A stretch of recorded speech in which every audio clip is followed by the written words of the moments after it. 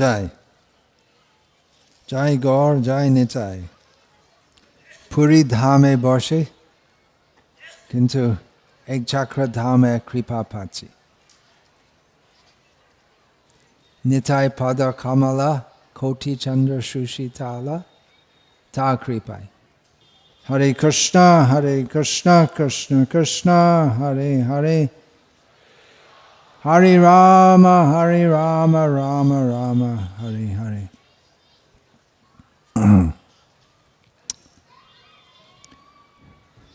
If it is at all appropriate to speak about myself, if,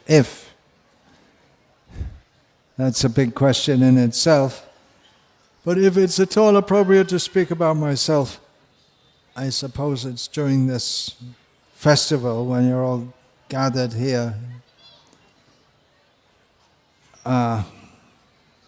with the idea that it's around the time of my birthday, although we don't know exactly when my birthday was according to the specific time. We have a day, date and year, but we can't work it out according to Tithi, so we just do it whenever we feel like it. I don't really feel like it myself that much, but anyway, it's going on. But before I speak about myself, I'm going to speak about Marcus Tullius Cicero. You've all heard of him? Tattva Prabhu has heard of him. He's nodding his head. Who is he? What, why, when, where? Well, I'll tell you. I'll read from I think it's from the Wikipedia thing.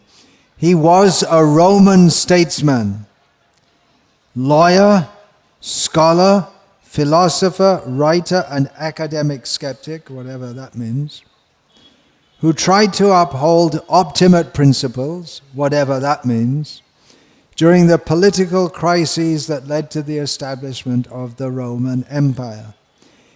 His extensive writings include treatises on rhetoric, philosophy, and politics.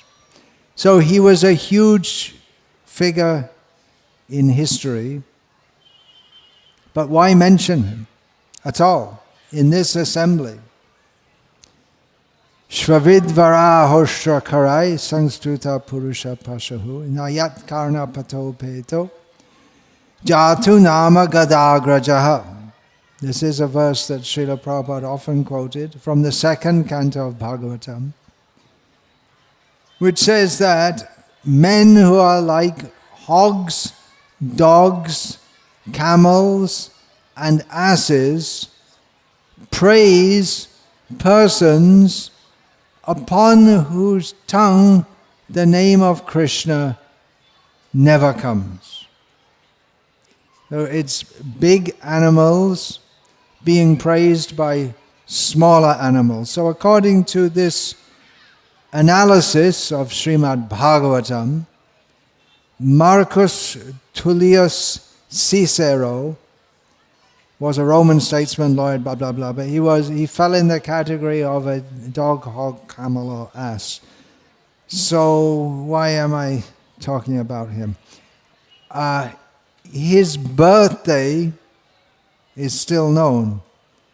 It's given as the 3rd of January 1006 BC, before Christ. Of course, in those times they weren't using this kind of calendar, because I suppose they were using the Julian calendar, or maybe that even came later, but we're using the Gregorian calendar. So anyway, it's the 3rd of January. So that is the date which is in my birth certificate, 3rd of January, but quite a bit later than Cicero. So, okay, still, so what? Okay. Well, I'm just saying this because a godbrother who's an astrologer who's very interested in birthdays, he sent me this information that this Cicero is born on the 3rd of January, and I'm also born on the 3rd of January, according to my birth certificate, but you can't be sure. because who knows, it might have been 1157 on the 2nd of January, and what do they recall as being the time of birth anyway? Because is it the moment that your head comes out, or the moment your feet comes out, or when the what's that thing called? The cord is cut? I don't know. So anyway, what am I talking about him for? Well, the point. Oh, another thing. J.R.R. Tolkien was also born on January the 3rd. And those from our generation, from the Western countries, we've definitely heard of him. Most of you haven't. Don't worry, you didn't lose anything. So, but these are big figures in history. For someone to have his profile still known in the Western world after more than 2,000 years, he has to be a very, very big figure in history. Of course, in the Vedic and Puranic history, we have figures going back millions of years, but then the Western historians and pretty much everyone else doesn't even believe that there was anyone alive even millions of years ago. Maybe Homo something us. Prior to Homo sapiens, there were different Homo this and Homo that, and eventually Homo sapiens. We think we're intelligent, so we awarded ourselves the name Homo sapiens. But anyway, here's a big figure, Cicero, and he was born on the 3rd of January. But where is he now? Where is he now? Fly buzzing around here. Fly buzzing around here. Get the fly out. Is that Cicero? An imaginary fly. It's a device. Srila Prabhupada sometimes did that. I just heard yesterday Narayan saying about this ant. See that ant? So Narayan didn't know what to say because he couldn't see an ant and he didn't want to contradict Srila Prabhupada. So Prabhupada said, we should think how to benefit. If we think how to benefit this ant, our Krishna consciousness movement is successful. So in the same way, the imaginary fly could be Cicero. Could be. Where is he now? He might have gone back to Godhead if he got the mercy of the Vaishnavas in between. But more likely he's still working off the karma in the lower species. He's still working off the karma that he had as Cicero. J.R.R. Tolkien, big figure, literary figure, he's also dead. Where is he now? We don't know. So many people are born and die. Billions of humans have been born and died since Cicero was born and died, and unlimited billions of living beings, billions, there's not even any word. Well, there is a word. Ananta, uncountable. Eta Brahmanda Bhari, Ananta Jivagon, Chaurasi Lakha Jonite Koreye Brahman. Unlimited living beings are circulating within this one little Brahmanda. We're in one Brahmanda, one egg of Brahma, one universe. And this is the smallest universe. If we see all the universes, we might not even notice this one. It's so small. And within this universe, there are unlimited, uncountable living beings rotating within 8,400,000 species of life. So why do we give so much importance to anyone? We're all insignificant. But I can say, I am more important than Cicero. than Tolkien. I am more important. Now it got to my head, all of you coming and listening to me and calling me your guru, it went to my head. But in other words, I'm becoming egoistic. But it's just a realistic assessment that by Srila Prabhupada's grace, I'm more important, or anyone who chants Hare Krishna, even once, is more important than all the big figures of this world. Day before yesterday, I was walking on the beach, chanting japa, and just beside us was one of those mangy dogs, which also are part of the population of Puri. You've probably noticed them. And I just said to the devotees walking with me that this birth what a condemned birth as a dog. Of course, you're born as a dog in the Western countries, then you're a highly prized citizen. If you're born as a dog in China, then you'll be someone's lunch. Here in India, the dogs, now it's changing, of course, because Indians are so stupid. They're giving up their own culture and imitating the Western mlecha culture. So they also have dog shows here and expensive dogs. But generally dogs, they just wander around and mangy and covered in sores, and people throw them a little biscuit or something, some fish pakora, something. So I mentioned that it's the dog born in Puri is more fortunate than the Bill Gates born in America.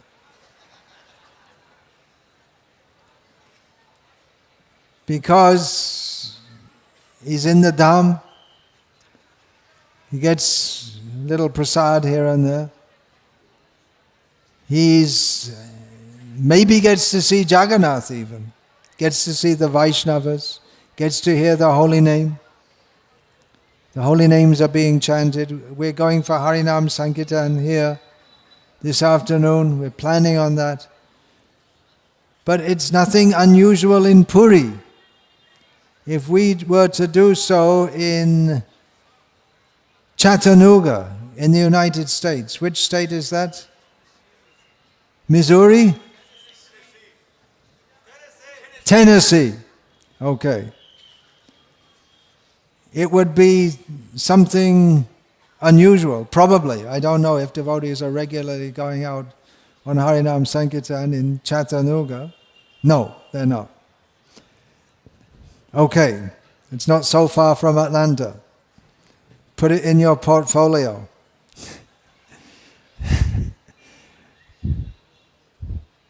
But here it's a regular thing. It's maybe not so many as we plan to have, but it's a regular thing. In fact, I think pretty much daily there's a group goes out chanting Nitai Gaur Radhe Sham, etc. They have one major mart here. So the dog in Puri is better situated than than anyone in a human birth or any birth in the Western world. Of course, Bill Gates, so we've heard, there is a story going around that at some point he donated some money to the devotees. There's a story like that someone came to Steve Jobs, and probably most young Indians have heard of him. They may not have heard of Chaitanya Mahaprabhu, but they've heard of Steve Jobs. So there's a story going around that a devotee approached him once and approached Steve Jobs, and Steve Jobs gave 1,000 rupees donation, and then he told Bill Gates to also give 1,000. $1,000, sorry, $1,000, right? $1,000. So stories going around like that. Because Steve Jobs, when he was an indigent hippie making his first computers, used to take prasad regularly with the devotees. So we're told. So, getting back to me, talking about me. Yeah, I am very important. So many of you are coming to me. But that's because all of you are very important, because you're all getting the mercy of Srila Prabhupada. We're all getting that mercy. Anyone who gets that mercy, they're not considered very important in the Karmi society. But Nityananda Prabhu says, Bhaja Gauranga Kaha Gauranga Laha Gauranga Namre Jai Jan Gauranga Bhaje Shaimar Pranre. Nityananda Prabhu says, anyone who says the name of Gauranga, worships Gauranga, makes Gauranga their life, that devotee, Nityananda says, is my life. And although most people in the world haven't heard of Nityananda and they're not very interested to hear of him, he's infinitely more important than all the important people who are considered important by men who are like dogs, hogs, camels and asses. Nityananda is Ananta, he's unlimited. So don't be disappointed if your guru doesn't have so many followers. There are big gurus with so many followers. They're very prominent, but they're bogus. So what? If someone makes a big name for himself posing as a guru, but he's bogus, then it's again a case of Svavridvara Hostra Karai, praised by dogs, hogs, camels and asses. There are so many useless people. There'll always be more cheaters than bona fide sadhus. And both will criticize each other. But it's the duty of the aspiring transcendentalist to see who is real. Anyone can call themselves Sadguru. Someone has appropriated the title Sadguru as if he's the only one. But it's the duty of the aspiring transcendentalist to see what is real and what is not real. I can't claim to be a topmost devotee, but I have a relationship with Srila Prabhupada, regarding whom, regarding whom Chaitanya Mahaprabhu's prophecy that he would send a Senapati Bhakta, a great militaristic leader to spread his glories all over the world. So I have a relationship with him as a spiritual son. Srila Prabhupada, in one lecture, in a conversation, he said, Srila Prabhupada said, there is an Indian proverb, Baap ka beta, Sipahi ka gauda, Kuch nahi to torda. Kuch nahi to torda. And Srila Prabhupada explained it, that the father's son and the soldier's horse, they acquire the quality, if not all, some. Srila Prabhupada went on to say, if one is a good soldier, his horse is also trained up. There is a history in India that the horse has become heroic.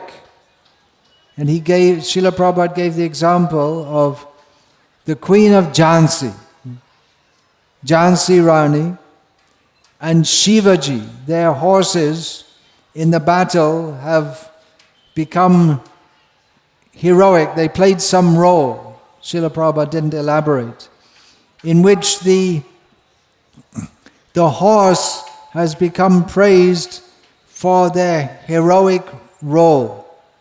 Because the rider of the horse is a hero, then the horse has also gained that quality.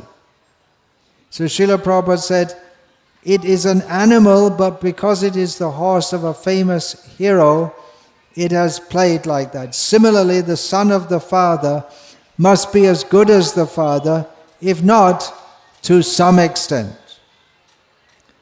So, I am connected with Srila Prabhupada. You're all connected with Srila Prabhupada.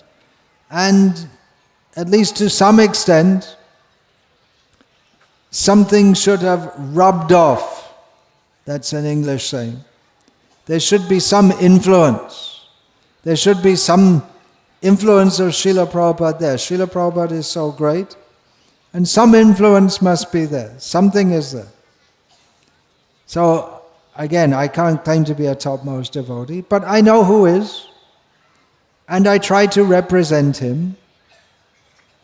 And of course, Srila Prabhupada is the representative of all the acharyas. All the acharyas' teachings he gave in his books.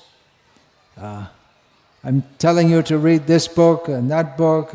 Srila Prabhupada gave so many books. He gave the distillation of all the acharyas' commentaries in his books. We may not be able to read so many books are there. Different acharyas' commentaries. We were hearing from Tattvavid Prabhu about the contributions of Kabi Karnapur. We may not, everyone can't sit down and read so many books. But if we read Srila Prabhupada's books, we get the essence of everything. I'm not saying not to read other books, but we can be satisfied that, as Srila Prabhupada himself says about Bhagavad, well, it's right there. Kemanyai Shastra Vistarai. Even by reading Bhagavad Gita alone, even if we don't read so many other things, simply by studying Bhagavad Gita as it is, we can get everything we need to know and go back to Godhead. So, Srila Prabhupada is the representative of all the previous acharyas, and every guru should be the representative of the previous acharyas. Sarvadeva Mayo Guru. So I try to represent Srila Prabhupada by practice and precept.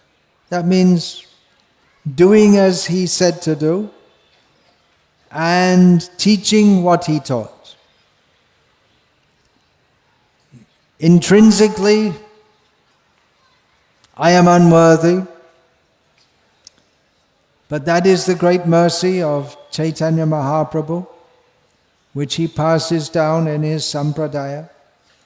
Dino hino joto chilo, hariname udharelo. Those who are most fallen, they can be picked up, they are picked up by the mercy of the holy name given by the pure devotees. I am intrinsically unworthy, but I am aware of the responsibility to, at least somewhat aware of the responsibility to represent Srila Prabhupada and the previous acharyas. So I try to do that. That is my, this much I can say. That I try to represent Srila Prabhupada. And every disciple, that's his basic duty, to follow and represent his guru. You should find out a guru who's linked with the absolute truth. We start off with Brahma Jignasa, inquiring about the absolute truth. And then we should find out who knows that. If we're going to find out, how are we going to find out? What is the nature of Brahma? What is the nature of the absolute truth? We have to find out someone who knows. And then it's not just a matter of telling us, but it's a matter of realizing, because Brahma, the absolute truth,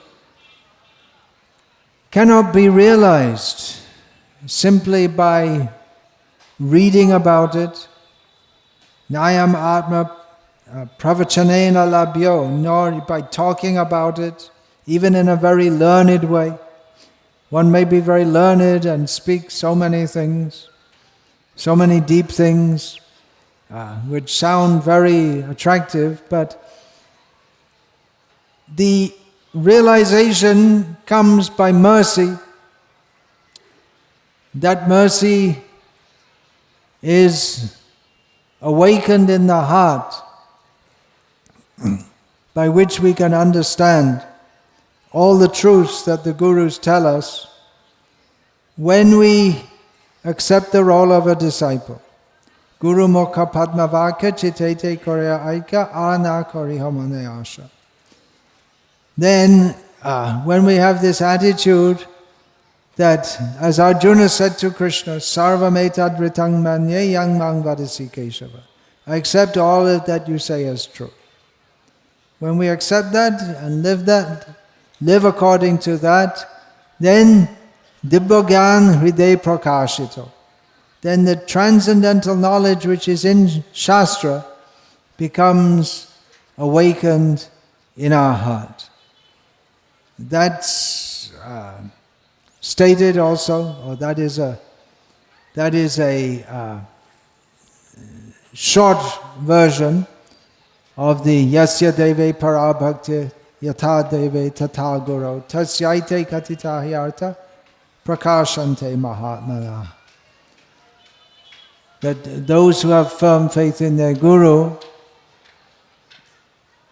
and Yasya Deve Parabhakti Yatha Deve Tata and in Bhagavan, then for such a person all the truths of the Shastra are awakened within the heart.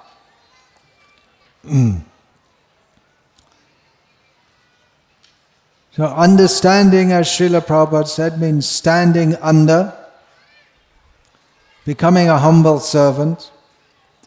And really, that's all we have to be.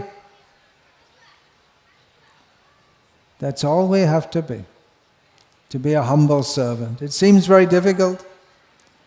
It may seem very difficult for us because we're used to having the attitude, Ishvaroham Aham Bhogi, the demoniac attitude, life after life.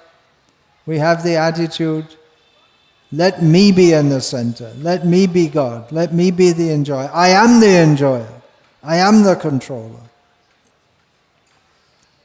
But by relinquishing that attitude and realizing, Jiva Surupoi Krishna Nitya Das, I am simply a servant of Krishna, then our real spiritual life begins.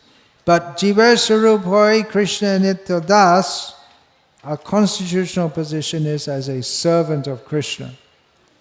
But Krishna tells us how to serve him. He gives the system. He himself describes to Uddhava how the gurus are to be seen as good as him, to be served, especially the brahmacharis, brahmachari gurukule vasandanto guru hitam, dasavan acharan, nicho, suhrida, guru suhrida sohrida. The brahmacharis, they live in the ashram of the guru like slaves. this word das can be translated, it means servant, can be translated as like a slave. There's no, the English word slave doesn't exactly translate into any Sanskrit term. There's no exact synonym. But the closest word is das. But that's also used for servant. It can be a servant of God also.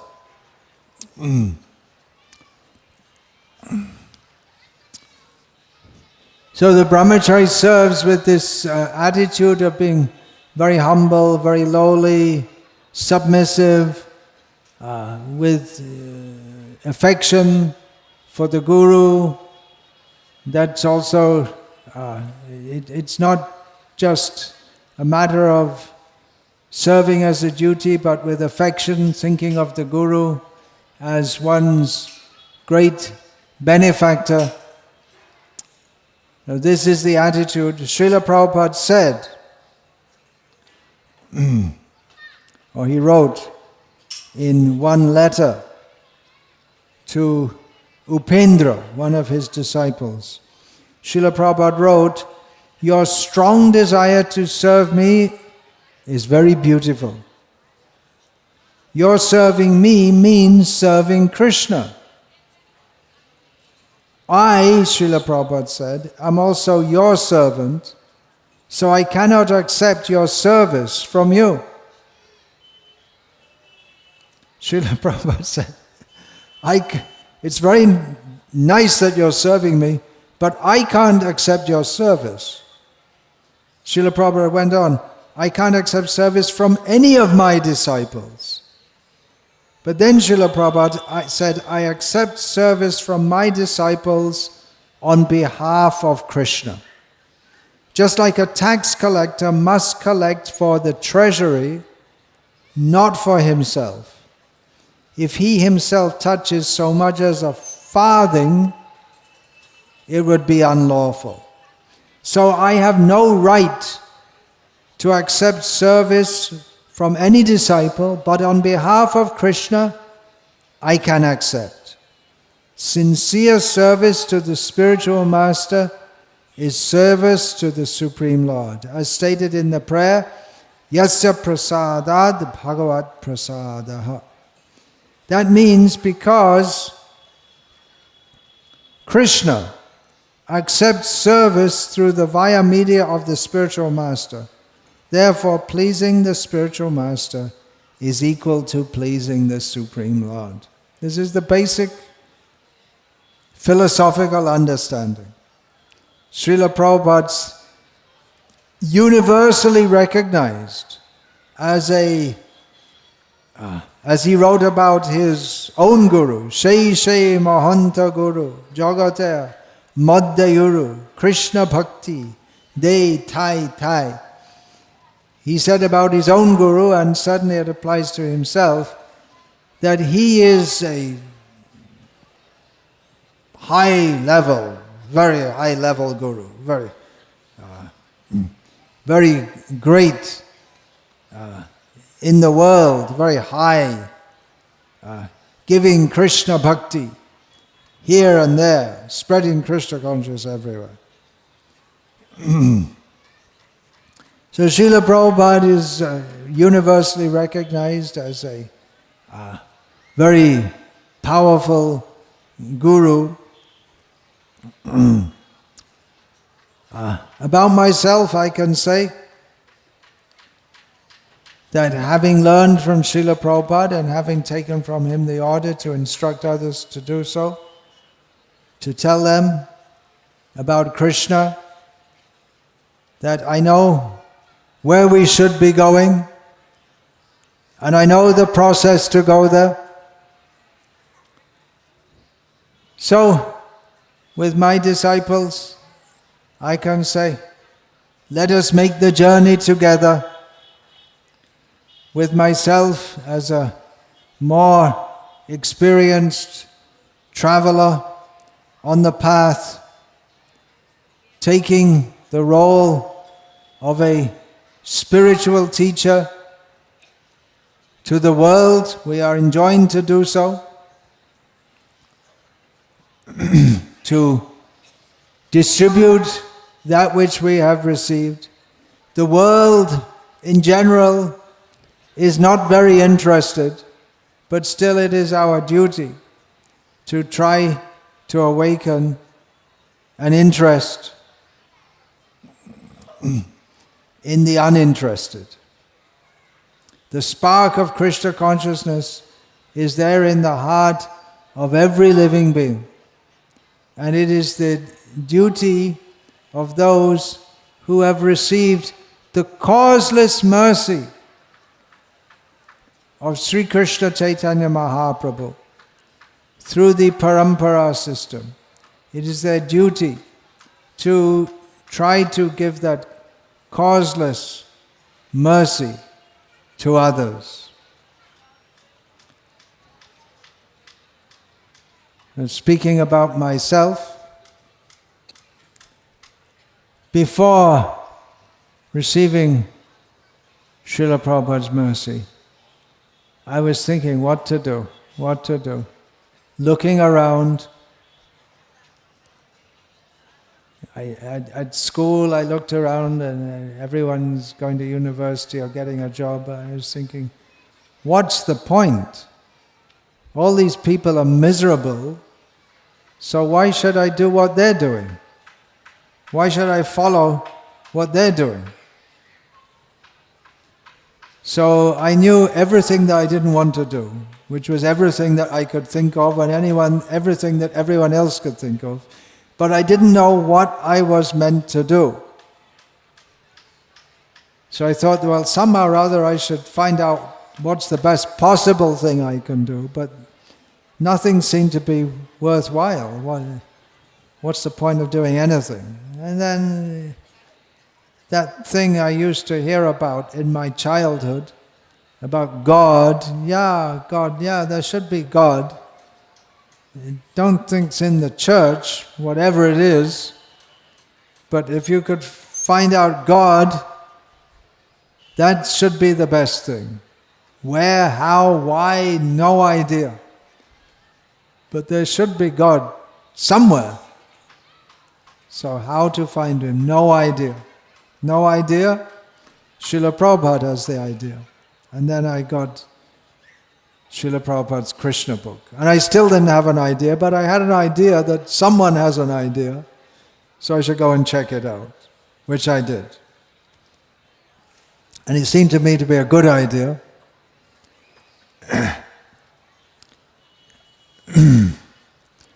Looking back, probably in old age, now I'm entering old age, you look back and think, well, all the things I could have done.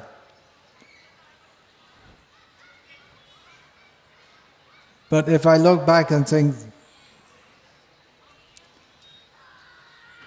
I wouldn't want to have done anything else but have come to the shelter of Srila Prabhupada's lotus feet. So many other things I could have done. Nothing else meaningful, worthwhile, of any importance.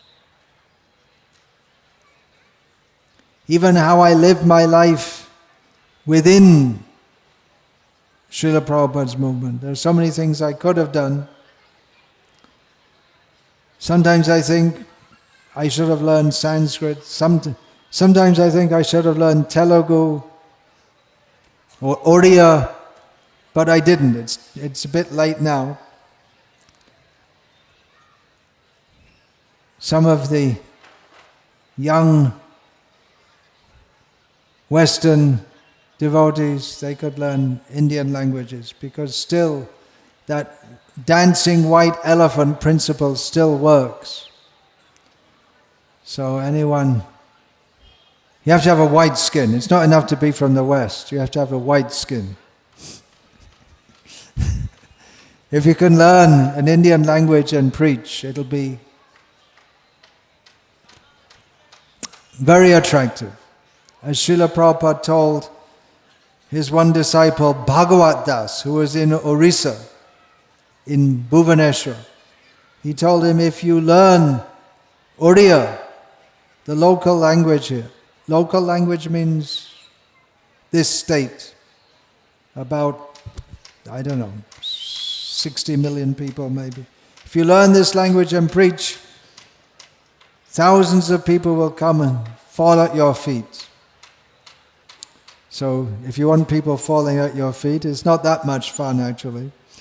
But if you want, you can direct them in the right path. You can have a great life ahead of you if you dedicate your life in this way. Of course, there's so much work to do in the Western countries also. And in some ways, again, talking about myself, I'm thinking, though I spent most of this life here in India, that the preaching is much developed here. Of course, there's so much more to do, unlimited more work to do. But I'm thinking maybe to spend more time in the West. When I first came to India, the movement was not really in gear. It was a great struggle in so many ways. The movement in the West was flourishing, and now it's vice versa. So I'm thinking like that, maybe to spend more time in it. Let's see. One thing before I joined Srila Prabhupada's movement, I was staying for a little time in a Christian monastery. Just kind of hanging around. I wasn't, just looking at it, and they let me stay. Cistercians, vegetarians. So there was one book I was going through, they had in their library, called The Lives of the Saints. Little mini biographies. They're the Catholic, when I say Christian monastery, it was Catholic monastery. So they have so many saints who double up as demigods. It's like in Vedic religion, we have the demigod of the rain, the demigod of the fire, and the demigod who's worshipped by artisans. The Vishvakarma is worshipped by blacksmiths, and so on and so on and so on. So like that, they have Catholic saints, and then you have the saint of travelers. I remember as Saint Christopher, because we used to have a picture of Saint Christopher in the car, just like you have in India. There are pictures of some deity in the car. So there's a patron saint of this, pretty much everything. There are so many Catholic saints. So I was reading the mini biographies of the saints. And I read of one of them that he was sent to a monastery in his youth, which in what's called the Middle Age or Dark Ages or Middle Ages in Europe, if anyone was to get an education, they would be sent to the monastery, a formal education, to learn to read and write. It was universal education where everyone is sent to learn to read and write. Not everyone does, but most people can read and write. But that's only a recent phenomenon, because the big nasty people who are making lots of money needed an educated populace to do all their technical work and to fit into their technological society. And it's easier to brainwash people also if they're all educated. If they can read and write, then you can mass media and this and that. So anyway, few people you could read and write. Mostly the leaders of the states in Europe, they couldn't read or write. Prince Charles, now King Charles, he was the first monarch to be in British history who ever went to university. They were more intelligent. They know you don't need a university degree. You're already going to be the king. What do you need a university degree for? So anyway, one saint, I can't remember who it was sent to the monastery to learn to read and write, and they're supposed to be acolyte monks, seminarians, brahmacharis. I guess it's something equivalent to being a brahmachari. So most of what was written in that biography is that most of the boys who were sent there, they weren't very serious about studies or God or the monastic life. They were sent there and they have to pass our time. But this particular one who later became a monk, he was very serious about his studies and about the whole concept of worshipping God.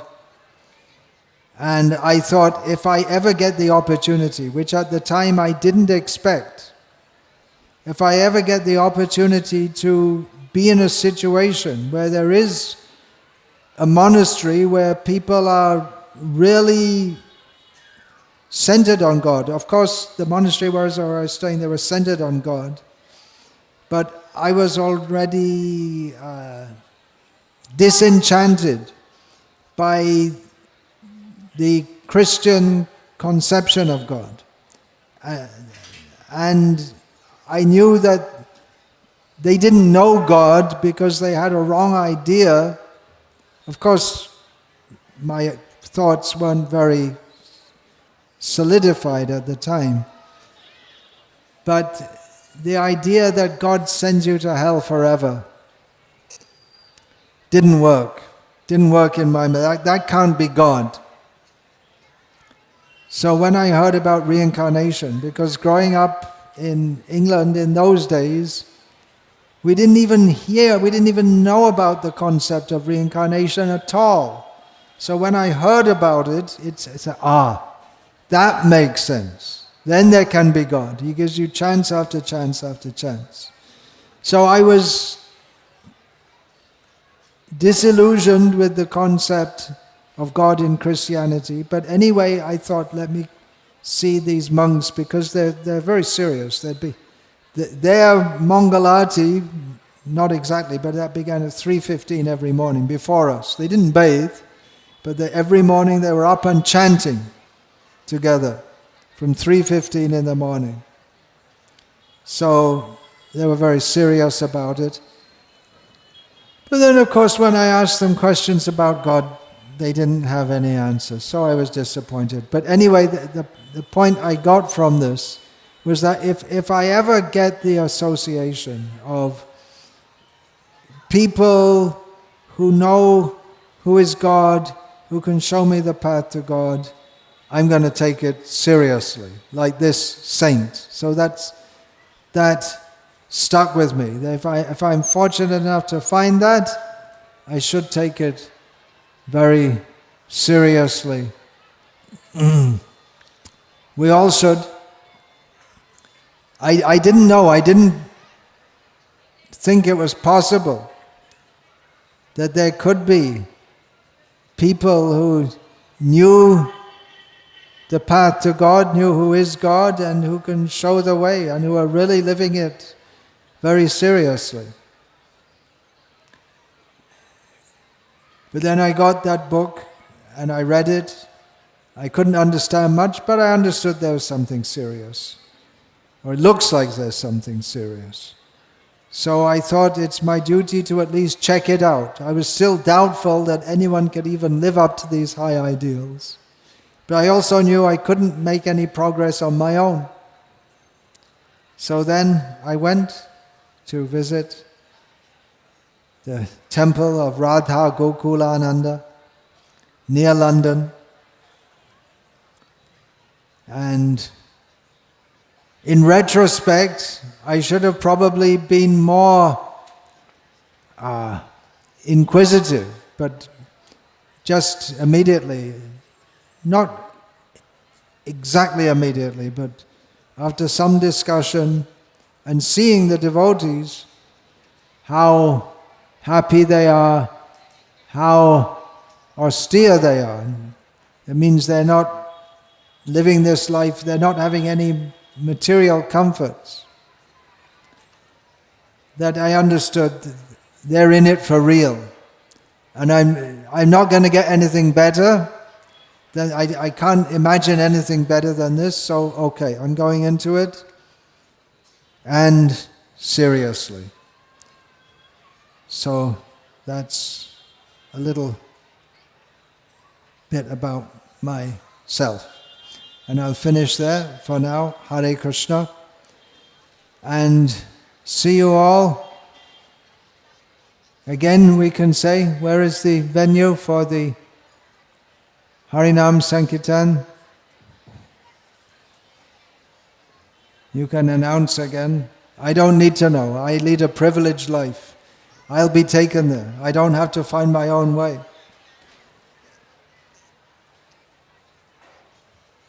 So where is it? Sarichar Bhaje, 4:30.